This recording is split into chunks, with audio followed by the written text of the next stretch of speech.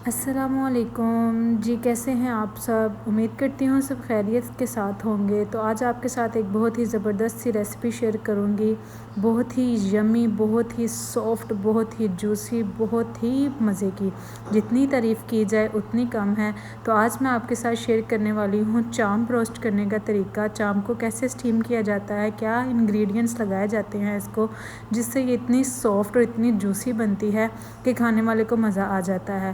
تو مزے کی ویڈیوز کو جو ہے لائک کیا کریں، سبسکرائب کیا کریں میرے چینل کو، اور ایسے ہی میرے چینل کو اور مجھے موٹیویٹ کیا کریں تاکہ مزے کی ریسپیز میں آپ کے ساتھ شیئر کرتی رہوں۔ آج کل تھوڑا سا مصروف چل رہی ہوں، اس لیے آپ کے ساتھ ریسپیز روز کی روز نہیں شیئر کی جا رہی، لیکن انشاءاللہ ریگولر آپ کے ساتھ شیئر کی جائیں گی۔ تو چلتے ہیں بنا ٹائم ویسٹ کیے اپنی میرینیشن کی طرف۔ سب سے پہلے ہم اپنے انگریڈینٹس دیکھ لیتے ہیں۔ یہاں میں نے 1 کپ دہی کا لیا ہے، جو کہ فریش دہی ہے، کھٹا نہیں ہے، نارمل ہے، اور ساتھ ہی ساتھ اس میں نے 2 ٹیبل سپون سرکہ ایڈ کیا ہے، 2 ٹیبل سپون میں نے سویا سوس ایڈ کی ہے۔ اسپائسیز میں نے چکن ٹکا مسالہ یوز کیا ہے، ساتھ نمک، تھوڑی سی لال مرچ، تھوڑا سی چلی فلیکس، اور ساتھ ہی تھوڑا سا گرم مسالہ۔ آپ کوئی بھی جو ہے اس میں ایڈ کر سکتے ہیں، کسی بھی برانڈ کا چکن ٹکا مسالہ۔ اب یہاں میں نے جنجر اور گارلک کا پیسٹ ایڈ کیا ہے۔ جنجر اس میں 1 ٹیبل سپون جائے گا اور گارلک اس میں 2 ٹیبل سپون جائے گا۔ ساتھ ہی ساتھ کچھ کرش کی گئی ہری مرچیں ایڈ کر رہی ہوں، اور ان ساری چیزوں کو اچھے سے مکس کر لینا ہے آپ نے۔ یہ بیٹر پہلے بنا کے رکھیں گے تو آپ کو آگے ریسپی میں آسانی ہو جائے گی۔ اب اس سارے بیٹر کو اچھی طرح آپ نے مکس کر لینا ہے، اور یہاں پہ ہم نے فریش بیف کے چامپ کا گوشت کروا لیا ہے۔ یہ چامپوں کا گوشت ہوتا ہے، یہ بہت ہی زبردست اور سافٹ بنتا ہے۔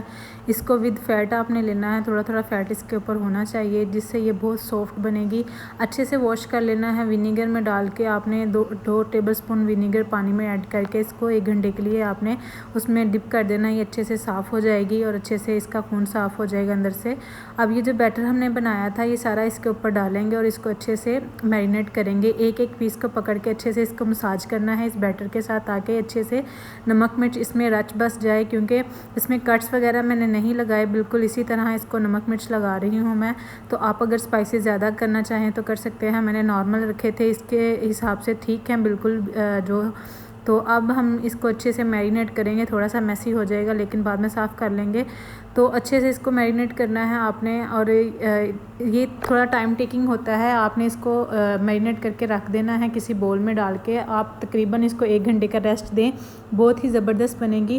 اور اگر آپ نہیں ریسٹ دینا چاہ رہے، فوراً بنانا چاہ رہے ہیں، تو پھر بھی 2 گھنٹے کا ریسٹ اس کو تقریباً دینا پڑے گا، کیونکہ پھر ہی اس کی نمک مرچ اس کے اندر مکس ہوگی اور اچھے سے آپ کو یہ اچھا سا ٹیسٹ دے گا۔ میں نے اس کو اوور نائٹ رکھا تھا، 1 دن کے لیے پورا میرینیٹ کر کے رکھ دیا تھا، تو بالکل زبردست سا ہو گیا تھا میرینیٹ۔ اگلے دن کچھ اس طرح کی اس کی کنڈیشن تھی، بہت ہی زبردست سا میرینیٹ ہو گیا تھا، اور فریزر میں نہیں رکھا تھا میں نے، فریج میں نارمل ٹمپریچر پہ رکھا تھا، تاکہ یہ اسمیل بھی نہ اس میں سے آئے اور جو ہے یہ خراب بھی نہ ہو، اور نمک مرچ بھی اچھے سے اس کی لگ جائے۔ اب اس کو اچھے سے ہم اسٹیم کرنے کے لیے رکھ دیں گے۔ اب یہاں میں نے پریشر کوکر لے لیا ہے، پریشر کوکر کے اندر میں نے پورا بھر کے جو ہے 1 گلاس پانی کا ایڈ کر دیا تھا، بڑا گلاس تھا تو 1 گلاس پانی کا اسٹیل کا جو ہوتا ہے وہ میں نے اس میں ایڈ کیا تھا۔ ساتھ ہی ساتھ اس میں اب میں اسٹرینر رکھوں گی، جو کہ عام روٹین میں مل جاتا ہے پریشر کوکر کے ساتھ، ہر پریشر کوکر کے ساتھ ملتا ہے یہ اسٹرینر۔ تو یہ اسٹرینر رکھ کے اس کے اندر ہم اس کی تہہ لگائیں گے۔ اب آپ سوچ رہے ہوں گے کہ نظر تو کچھ آ نہیں رہی، بہن کیا کری جا رہی ہے، تو ہم اینگل چینج کریں گے اس کا، اور اس طرح سے آپ کو دکھائیں گے کہ ہم اس کو کیسے لگا رہے ہیں۔ میں نے 4 تہیں اس کی نیچے رکھی تھی، 4 اس کے اوپر۔ اس طرح سے اس کو مینیج کرنا ہے آپ نے، جس طرح میں کر رہی ہوں اسی طرح مینیج کریے گا۔ جو پانی نکلے گا وہ اس کے اوپر ڈال دیجیے گا، ویسٹ کرنے کی ضرورت نہیں ہے، اسی کا مسالہ ہے، اس کے اوپر ڈال کے اچھے سے آپ نے پریشر بند کر دینا ہے۔ اچھے سے پریشر کو بند کرنا ہے، تاکہ اس کی سٹیم بالکل بھی باہر نہ آئے اور یہ اچھے سے سٹیم ہو جائے۔ اب پریشر کوکر کو بند کر کے آپ نے اس کا سیٹی سے لگا دینی ہے، اور یہ اس کی فلیم ہونی چاہیے، بہت ہائی نہیں، بہت لو نہیں، بہت میڈیم نہیں، اسی طرح سے فلیم ہونی چاہیے۔ تقریباً یہ لو ٹو میڈیم فلیم اس کو بولتے ہیں۔ اس کو اس طرح سے فلیم پہ آپ نے 45 منٹس تک آپ نے اس کو سٹیم دینا ہے، اور آپ نے بالکل بھی رکھ کے بھول جائیں اس کو، اور آرام سے اپنے دوسرے کام نپٹا لیں، اور آپ اس کو تقریباً 45 منٹ کے بعد دیکھیں گے تو یہ بہت زبردست سا گل چکا ہوگا۔ اب یہاں پہ یہ تقریباً 45 منٹس ہو چکے تھے اس کو پریشر ہوتے ہوئے، بالکل لو فلیم پہ میں نے اس کو کوک کیا تھا، بالکل ہائی فلیم نہیں کی میں نے، کیونکہ سٹیم کرنا ہے نہ کہ جلانا ہے اس کو۔ اچھے سے لو فلیم پہ اس کو سٹیم دیتے رہے ہیں، اور 45 منٹس کے بعد آپ نے فلیم آف کر دینی ہے اور اس کی سیٹی اتار دینی ہے، اور اس کو پریشر کھول کے دیکھیں گے تو کچھ اس طرح سے زبردست سی اس کی کنڈیشن ہوگی، بہت ہی اچھے سے ٹینڈر ہو گیا ہے، بہت ہی اچھے سے پک گیا ہے۔ اب فائنل لک آپ لوگوں کے ساتھ شیئر کرتے ہیں کہ کتنا حسین یہ بنا تھا اور کتنا ہی زبردست بنا تھا۔ آپ ساتھ آپ دہی کی چٹنی بنائیں یا کیچپ لیں، یہ آپ کے اوپر ڈپینڈ کرتا ہے، اور یہ بہت ہی زبردست اور بہت ہی یمی بنا تھا، اور آپ کو میں توڑ کے بھی دکھاتی ہوں، بہت ہی سافٹ اور بہت ہی کمال کی بنتی ہے۔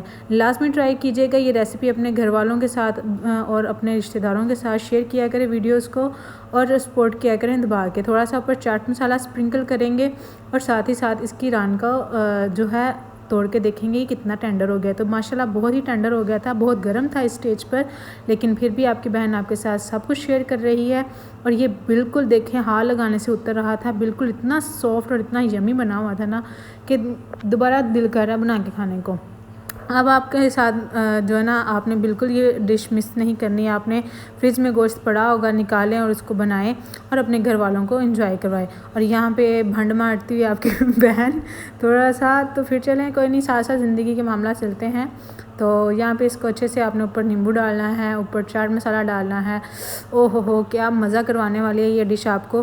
تو ملتے ہیں اپنی نیکسٹ ویڈیو میں، تب تک اپنا خیال رکھیں، دعاؤں میں یاد رکھیں، مزے مزے کی ویڈیوز دیکھنے کے لیے میرے چینل کو سبسکرائب کریں، بہن کو لازمی دعا میں یاد رکھا کریں، اور مزے مزے کی ویڈیوز دیکھنے کے چینل کو سبسکرائب کیا کریں، بیل آئیکن کا بٹن پریس کر لیا کریں۔ ملتے ہیں اپنی نیکسٹ ویڈیو میں، اوکے پھر ٹاٹا، ٹیک کیئر، بائے۔